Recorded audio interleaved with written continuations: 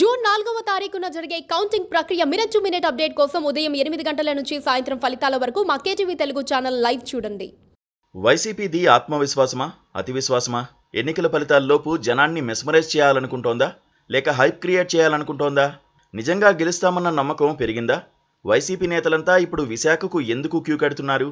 అక్కడేం చేస్తున్నారు? జగన్ చెప్పింది వైసీపీ బ్యాచ్ చేస్తున్నది ఒకటేనా? పోలింగ్ పూర్తయిన వెంటనే సీఎం జగన్ విదేశాలకు వెళ్లిపోయారు. వెళ్లే ముందు వైసీపీ ఒక స్టేట్మెంట్ వదిలింది. జూన్ 9న విశాఖలో జగన్ ప్రమాణ స్వీకారం చేస్తారని దాని సారాంశం. ఇక అంతే, వైసీపీ జనం యాక్టివ్ అయిపోయారు.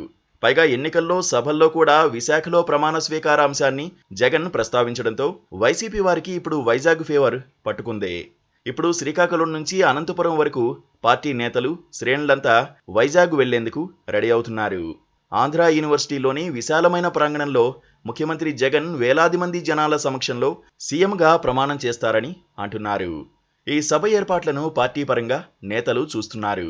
వైసీపీ విజయాన్ని ఎవరూ ఆపలేరని వారంటున్నారు. విశాఖ నుంచే జగన్ పాలన ప్రారంభిస్తారని వారంటున్నారు.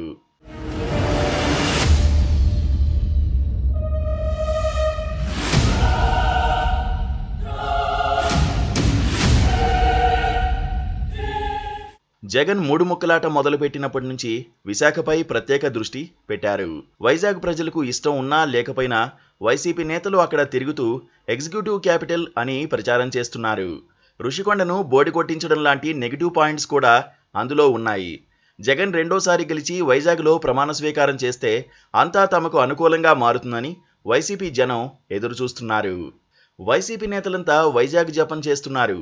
విశాఖకు చేరుకోవడానికి ఏపీలోని నలుమూలల నుంచి వైసీపీ నేతలు సిద్ధమవుతున్నారు. విశాఖలో ఈ నెల 7 నుంచి 9వ తేదీ వరకు 3 రోజుల పాటు హోటళ్లన్నీ అడ్వాన్స్గా బుక్ అయిపోయాయి.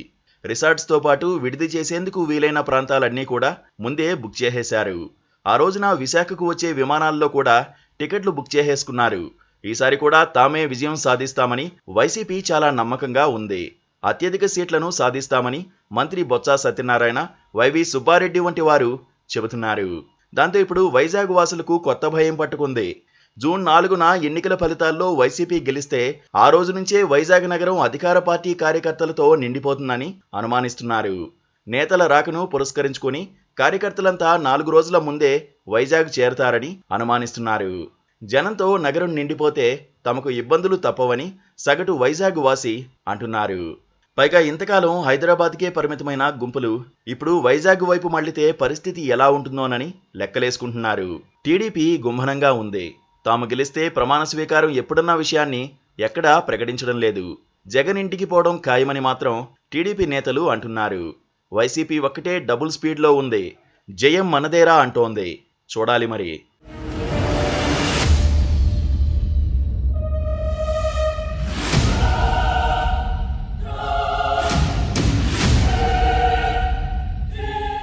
Please subscribe